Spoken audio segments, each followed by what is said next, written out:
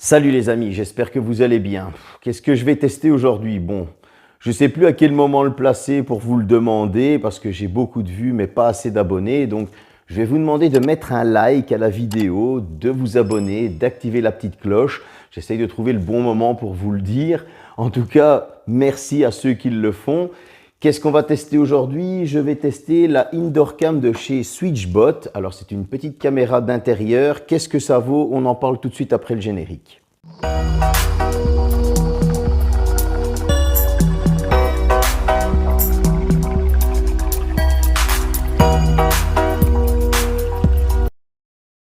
Bon, on va faire un petit unboxing de cette caméra Switchbot Indoor Cam. Donc c'est une caméra d'intérieur. Bon, j'ai déjà découpé, vous le savez, j'ai sûrement déjà dû la déballer aussi, vous vous doutez. Mais je vous l'ai remis en place. Voilà, donc à l'intérieur, on va retrouver deux petites boîtes. Il y aura, et ça j'ai trouvé que c'était très bien fait, un adaptateur pour différentes prises. Franchement, ça j'ai trouvé ça super top. Bon, le petit fascicule, hein, le truc pour l'installation, les vis si vous voulez la fixer quelque part, avec les chevilles, le câble pour la charge. Il est assez long ce câble. Et alors, regardez bien, donc voilà le chargeur. Et on peut brancher le second qui est fourni. Donc ça, j'ai trouvé que c'était quand même assez bien fait. Je suis en train de retrouver l'ergot où il se trouve. Ah, il se trouve là. Donc j'ai trouvé que c'était assez bien fait, personnellement, parce que franchement, il fallait y penser. Et voilà, c'est du solide, c'est pas de la cacaille comme on dit. Donc franchement, ça c'est top. Il y a un sens en plus, donc pour pas se tromper, ça j'ai trouvé que c'était vraiment top. Concernant la caméra que voici, donc les qualités de son finition sont très très bonnes. Il y a le petit haut-parleur. On fera un test pour voir si on entend bien quand on parle. Bon, là c'est pour la fixer à son petit socle. Ça vient de me glisser des mains. Là c'est pour la fixer à son petit socle. Donc ça se clipse. Ici on va mettre la carte mémoire. Voilà, je veux dire, on peut la mettre de différentes manières. Donc si vous la fixez au mur comme ceci, elle filmera comme ça, ou sur un pied, sur un meuble, dans un coin d'une pièce. Franchement, ils ont bien fait leur petit truc, c'est bien pensé. Seul petit dommage, je vous le dirai en cours de la vidéo, mais voilà, je vais dire, je vais me répéter en cours de la vidéo, pardon, c'est le fait qu'elle ne soit pas motorisée. Mais bon, pour le prix, voilà, il fallait s'attendre quand même à une concession, vous le savez bien.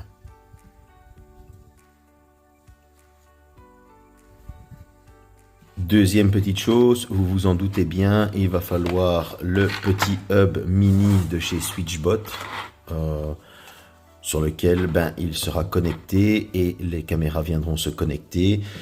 Évidemment, il faut télécharger l'application Switchbot. Avant les branchements, je vous conseille de télécharger déjà l'application. Comme ça, une fois que le hub est mis, on installe le hub et ensuite on mettra les caméras par la suite.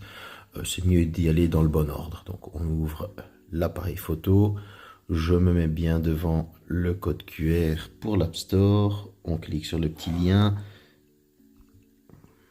Voilà, je veux dire, plus facile, il n'y a pas.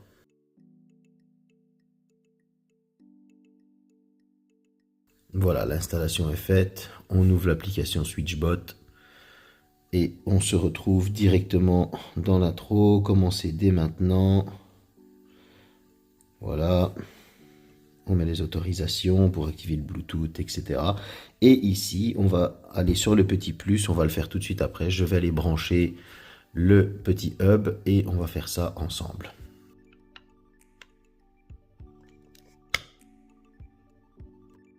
Bon, on est toujours avec le petit hub que je viens de brancher. On va l'ajouter à l'application. Ici, on va vous demander de créer un compte. Bon, moi j'en ai déjà un vu que j'avais testé les rideaux. Je vais mettre mon compte et on valide ça. Après avoir connecté mon compte, comme vous pouvez le voir, je reviens ici. J'appuie de nouveau sur le petit plus. Il a directement détecté le hub mini, c'est très rapide, ça il faut laisser franchement Switchbot. ils ont des produits vraiment très rapides au moment où on lance la connexion, etc. Ça fait super plaisir. Donc il faut appuyer longuement sur le bouton qu'on voit ici, comme il demande. Voilà. On met suivant. Et voilà, le petit hub mini est détecté. Ici, on va vous demander le nom du Wi-Fi, le mot de passe. Je mets tout ça et je reviens ensuite. Voilà, c'est déjà détecté. Comme vous pouvez le voir à l'heure, ça n'a pas duré très longtemps. Donc, il est en ligne. Maintenant, vous allez avoir des notifications s'il y a un firmware à mettre à jour, etc. Là, il n'y a rien du tout. On va brancher une des caméras et ensuite, on fera l'appairage avec l'application dans quelques instants.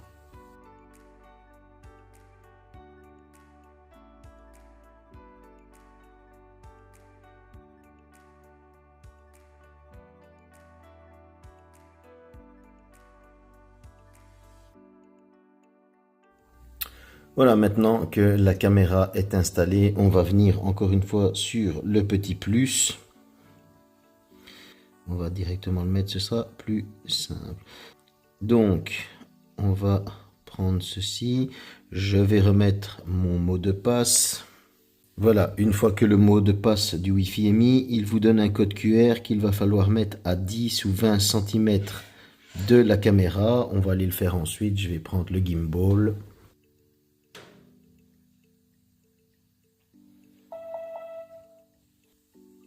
Hop. La connexion se fait automatiquement. Donc vous avez entendu le petit son. Ensuite, on valide directement. Ici, il va falloir mettre dans quelle pièce se trouve la caméra. Bon, ça je le mettrai après. Donc, on va demander de l'utiliser maintenant.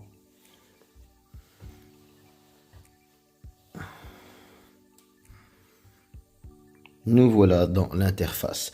Forcément, je vous ferai des captures d'écran pour vous montrer la qualité quand on filme, etc. Donc là, je vous montre vraiment comment ça se passe. On va pouvoir prendre des photos, filmer, on va pouvoir parler aussi. Bon, comme je vous disais, on ne va pas pouvoir, ici, nous l'avons en plein écran. La qualité d'image, quand même, franchement, est assez bonne. C'est pour ça que je préfère vous faire une capture d'écran et vous montrer. C'est pas très gourmand encore.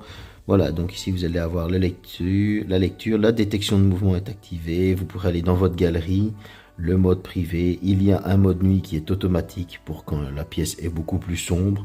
Le cloud pour aller rechercher. Franchement, c'est assez complet.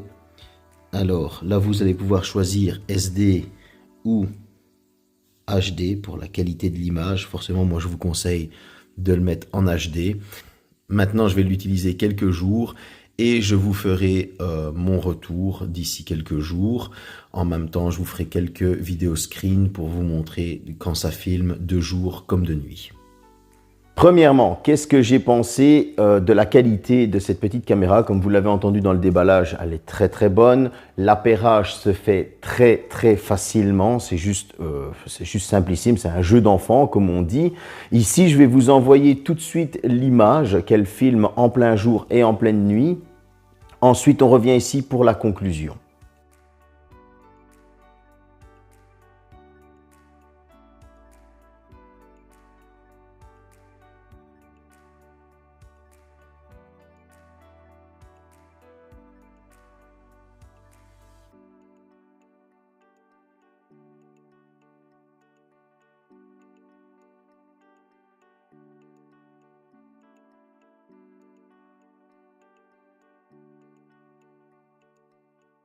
Comme vous avez pu le voir, que ce soit en qualité de jour ou en qualité de nuit, l'image est excellente. On va pouvoir zoomer, se balader dans l'image, enregistrer ou en direct.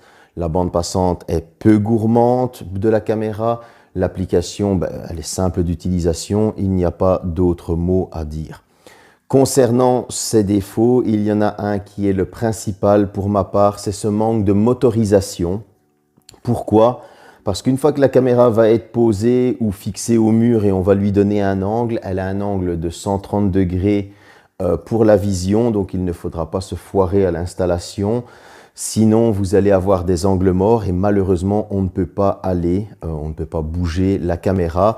Donc, ce petit manque de motorisation est bien dommage, ou alors il faudra prévoir plusieurs caméras dans la pièce pour couvrir les angles morts. Et dans chaque pièce, si vous en mettez dans chaque pièce pour la sécurité de votre maison.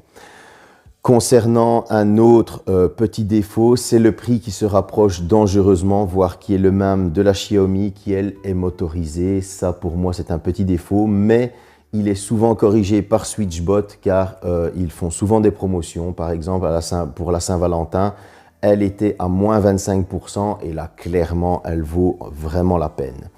Dans les qualités, on va citer le Full HD, le 20 images par seconde, le fait qu'elle est très peu gourmande en bande passante.